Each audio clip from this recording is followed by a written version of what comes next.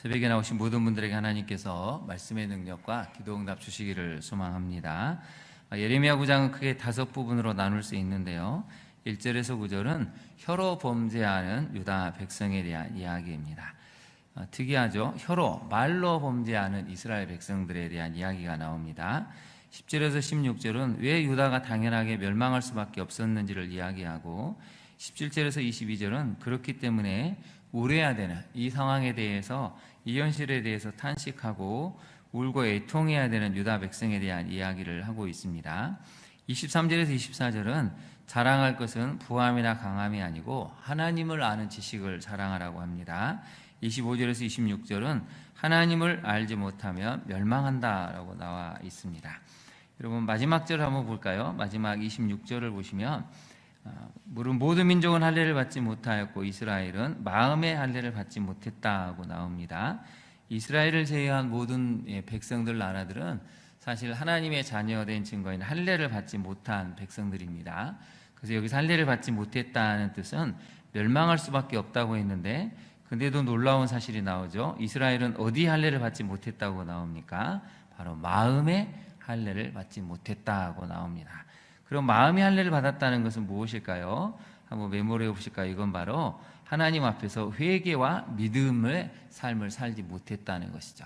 마음의 할례를 받았다는 것은 회개와 믿음이 있는 삶을 살지 못했다라는 것을 이야기합니다. 아무리 겉으로 할례를 받은 것 같아도 그 마음에 진실되게 하나님을 찾고 죄를 회개하는 마음이 없다면, 또 정말 하나님의 뜻대로 사는 믿음이 없다면 그건 바로 할례 받지 못한 똑같은 이방 백성과 같다는 것을 이야기하고 있는 것입니다. 그래서 오늘 이제 소두는 예레미야 선지자의 눈물에 대한 이야기가 나오죠. 우리 먼저 8장으로 한번 잠깐 가보실까요? 8장 18절을 보시면, 슬프다 나의 근심이여 어떻게 위로를 받을 수 있을까? 내 마음이 병들었도다. 21절도 보시면, 딸 내 백성이 상하였으므로 나도 상하여 슬퍼하며 놀라움에 잡혔도다 라고 이 예레미야 선지자의 간절한 애통하는 마음이 나오죠. 얼마나 이게 힘들었는지 마음이 병들었다는 것이죠. 여러분, 우리가 자식이 아프면 마음이 병이 듭니다. 자식이 우환이 생기면 병이 마음에 들죠. 여러분, 마음에 병이 든다는 걸 우리가 이해하지 않습니까? 그런데 죄를 짓는 백성들 때문에 이 나라, 우리 다음 세대 청년들, 또 이 나라 백성들을 보면서 우리 마음이 병들 만큼 슬퍼하고 아파한 적이 있었는가를 우리가 예레미야서를 통해서 끊임없이 질문을 해야 한다는 것이죠. 9장 1절을 한번 볼까요? 9장 1절에 보시면, 어찌하면 내 머리는 물이 되고 내 눈은 눈물 근원이 됐고 죽임을 당한 딸 내 백성을 위하여 주야로 울리로다 라고 예레미야 선지자가 탄식을 하고 있습니다. 우는데 그냥 우는 게 아니고 밤낮으로 운다는 것이죠. 머리가 물이 된다, 내 눈은 눈물 근원이 될 정도로 운다는 것이죠. 먼저 첫 번째 메시지를 한번 살펴볼까요? 악을 행하는 공동체 곁에서 애통하고 눈물을 흘리며 곁에 있어주는 이 예레미야 선지자의 심정을 배워야 한다는 것입니다. 이스라엘 백성, 남유다 백성은 이제 끝없이 악을 행해서 23년쯤 후에는 완전히 멸망하고 맙니다. 여러분, 곁에서 이렇게 몇십 년을 울어줄 수 있을까요? 가족을 위해서는, 자녀를 위해서는 우리가 울어줄 수 있을 것 같습니다. 근데 타인인 이 약한 백성들 곁에서 그래도 곁에서 함께 있어주고 끝없이 울어준다는 것은 사실 웬만한 사람은 할 수 없는 일이죠. 그래서 세번역은 예레미야 9장 1절을 이렇게 얘기를 하고 있습니다. 한번 볼까요? 어찌하면 내 머리는 물이 되고 내 눈은 눈물 근원이 될까? 죽임을 당한 딸 내 백성을 위하여 주야로 운다라고 표현하죠. 내 머리가 물 자체가 되어서 그렇게 펑펑 울 정도로 그렇게 눈물 근원이 되는 그런 삶을 지금 예레미야 선지자는 살아가고 있다는 것입니다. 그래서 예레미야 선지자는 끝없이 이야기하죠. 여호와의 말씀이니라. 여호와께서 이와 같이 말씀하시니라. 한번 볼까요? 3절에도 여호와의 말씀이라고 나옵니다. 6절 끝에도 여호와의 말씀이니라. 7절에도 만군의 여호와께서 이와 같이 말씀하시니라. 17절에도 만군의 여호와께서 이와 같이 말씀하시되 하면서 하나님의 말씀에 대한 이야기를 끝없이 들려주고 있습니다. 너희는 망하게 된다고. 너희는 이렇게 살면 정말 망할 수밖에 없으니 제발 돌이키라고 23년을 목 놓아서 피가 터지듯이 목이 터지듯이 피를 토하는 심정으로 지금 이렇게 외치고 있다는 것입니다. 적용을 한번 해볼까요? 여러분, 이성과 거짓을 행하는 공동체의 사람들로 인해서 신음하고 있습니까? 지금 예레미야 선지자는 하나님을 믿지 않는 백성들 때문에 힘든 게 아니고 하나님을 믿는다고 하는 이 공동체의 사람들 때문에 고통을 겪고 있습니다. 오늘날로 표현하면 교회에 나와서 열심히 예배를 드리고 봉사를 하고 섬기는 것 같은데 사실은 일상의 삶을 보니까 위선이 가득하고 거짓이 가득하죠. 남편들 같은 경우는 아내를 폭력으로 때리고 사기도 치고 음란하고 다른 사람들과 불륜을 행하는 이런 모습이 지금 예레미야 선지자 같은 모습이라는 것이죠. 예레미야 선지자가 공동체 사람들을 통해서 안타까워하고 부르짖는 그때의 모습과 별로 다르지 않다는 것입니다. 한국 교회가 왜 욕을 먹겠습니까? 교회만 오면 너무 착한 것 같은데 밖에 나가면 이렇게 사람이 음란하고 폭력적이고 악을 행하는 그런 모습들 때문에 사람들이 지금 시험에 들고 있다는 것이죠. 예레미야 선지자가 그런 사람들 때문에 신음하고 있다는 것입니다. 여러분, 적용 두 번째를 살펴볼까요?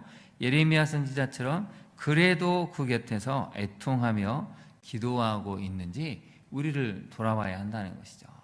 그래도 우리는 그런 공동체 사람들을 위해서 그 곁에서 애통하고 기도할 줄 아는 마음을 가져야 한다는 것이 오늘 예레미야 선지자가 우리에게 가르쳐주는 중요한 내용입니다. 근데 왜 이 사람들은 결국 멸망할 수밖에 없을까요? 이제 2절부터 한번 볼까요? 2절부터 보시면 이유가 나옵니다. 2절 후반절에 보면 그들은 다 간음하는 자, 반역한 자의 무리라는 것이죠. 하나님을 향해서 반역을 일삼았다는 것입니다. 하나님 아닌 다른 우상을 섬기는 음란한 간음하는 여인과 똑같은 삶을 보여줬다는 것이죠. 그처럼 3절부터 보시면 이제 중요한 단어가 하나가 나오는데 혀라는 단어가 나옵니다. 그들이 활을 당기기 같이 그들의 혀를 놀려서 거짓을 말하죠. 그 다음에 4절 한번 볼까요? 너희는 각기 이웃을 조심하며 어떤 형제든지 믿지 말아야 되는데 왜 그러냐면 형제마다 완전히 속이며 이웃마다 다니며 뭐라고 한다고요? 비방을 하고 있다는 것입니다.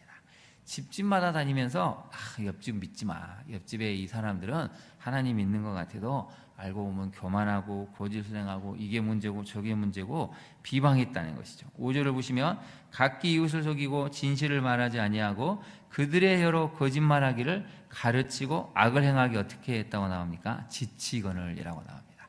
여러분, 얼마나 악을 행하면 지쳐버릴 정도로 악을 행할까요? 24시간 내내 생각하는 것이, 말하는 것이, 그 마음에 떠오르는 것이 악이었다는 것입니다.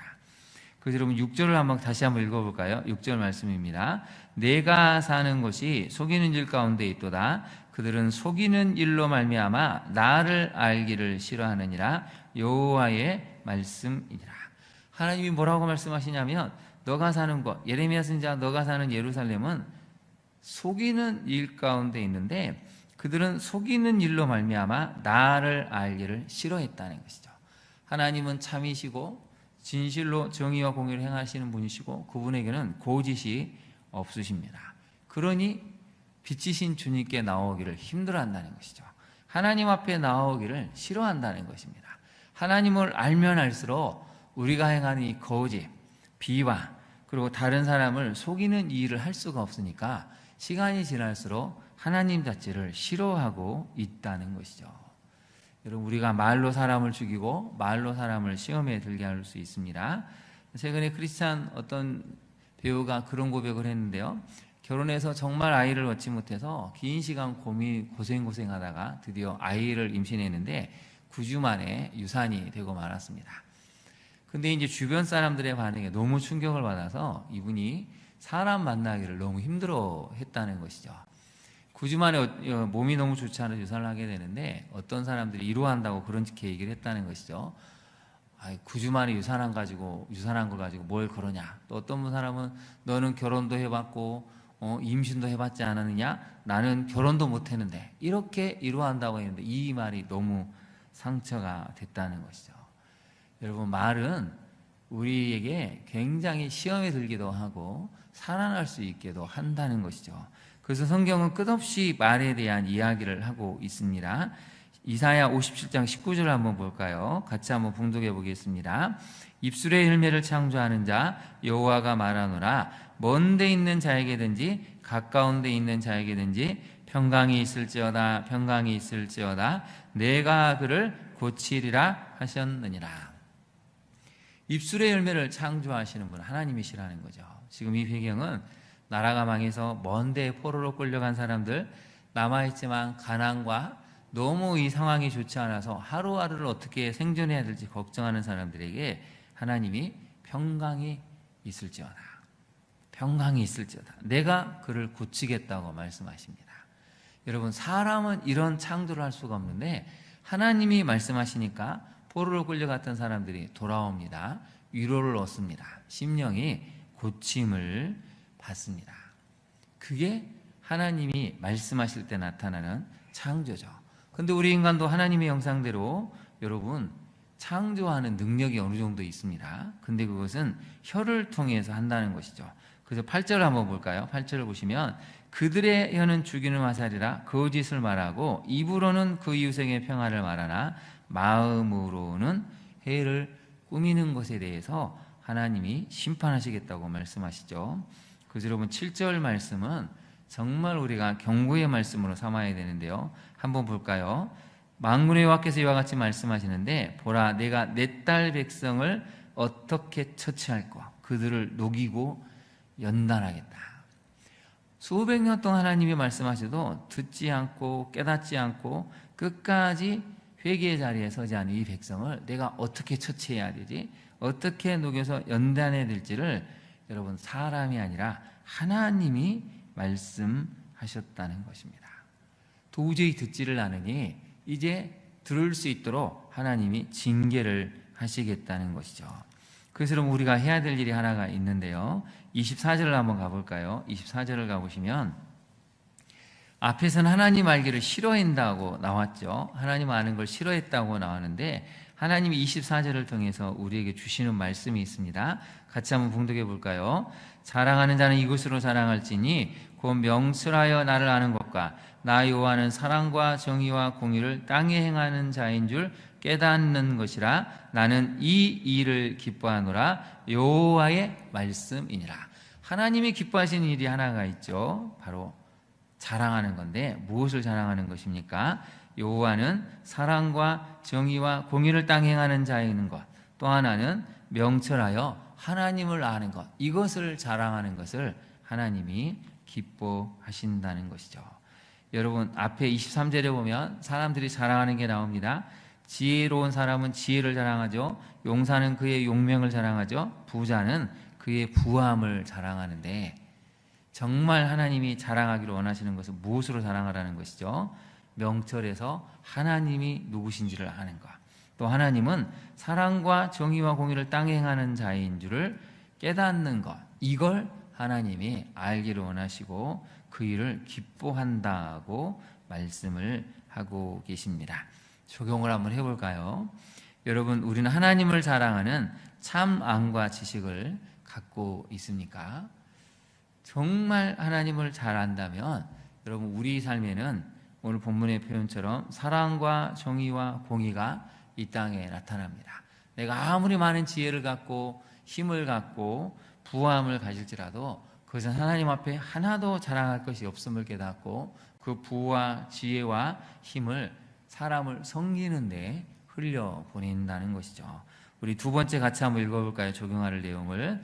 입술을 통해 사랑과 섬김, 용서와 은혜를 선포하며 열매를 맺고 있습니까?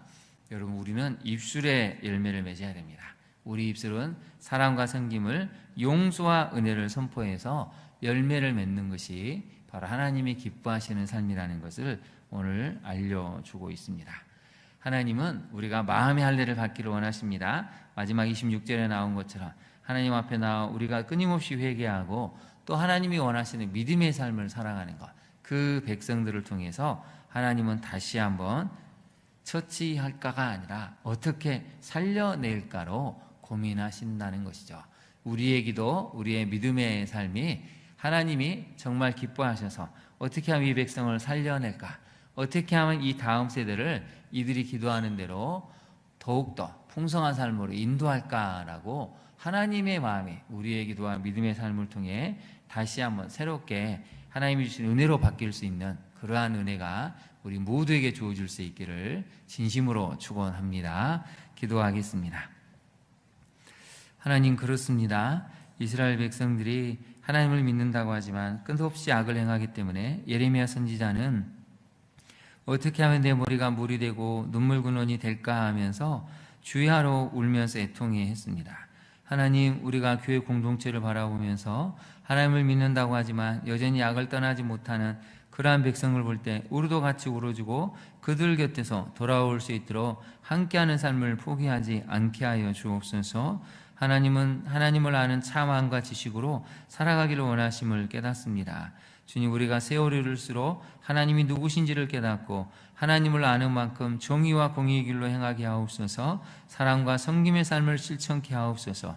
우리 입술은 다른 영혼을 죽이는 데 쓰이는 것이 아니라 다른 영혼을 살려내며 깨우치는 진리의 길로 인도해 갈 수 있는 생명의 말씀을 선포하는 입술이 될 수 있도록 또한 우리의 입술을 주관하여 주옵소서. 오늘 하루도 이 말씀을 기억하며 살아가기를 원하며 예수님 이름으로 기도합니다. 아멘.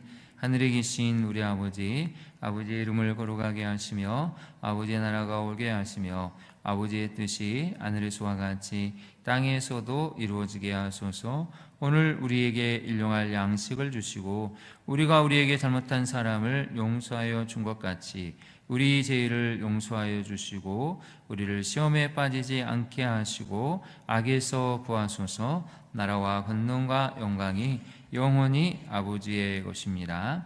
아멘. 함께 기도하겠습니다. 하나님, 정말 이 나라와 민족을 위해서 교회와 성도를 위해서 예레미야 선지자처럼 곁에서 함께 울어주고 애통할 수 있는 마음, 진리의 길로 바른 길로 돌아설 수 있도록 하나님의 말씀을 전한 우리가 될 수 있도록 기도해야 되겠습니다. 우리 자녀들이 하나님을 아는 기쁨이 있게 해달라고, 그 어떤 것보다도 하나님을 알아가는 것을 자랑하고 하나님을 경험하는 것을 자랑할 수 있는 우리 자녀들이 될 수 있도록 이 시간 기도해 주시기를 바랍니다. 또 참으로 날씨가 예측 불허의 날씨들로 많이 가고 있습니다. 우리 다음 세대가 살아갈 환경은 창조 질서가 회복이 되는 그런 땅에서 살 수 있도록 기도해 주시기를 바랍니다. 또 마지막으로 우리 환우들을 위해서도 여러분 계속 기도를 부탁드립니다. 긴 병에는 여러분 견뎌내기가 어렵습니다. 하나님이 도와주셔서 지치지 않는 마음을, 강한 체력을 주셔서 모든 병을 이겨낼 수 있도록 일상의 삶을 회복하고 건강한 일상을 살아갈 수 있는 은총을 달라고 우리 시간 주님의 이름을 3번 부른 다음에 기도하도록 하겠습니다. 주여, 주여, 주여.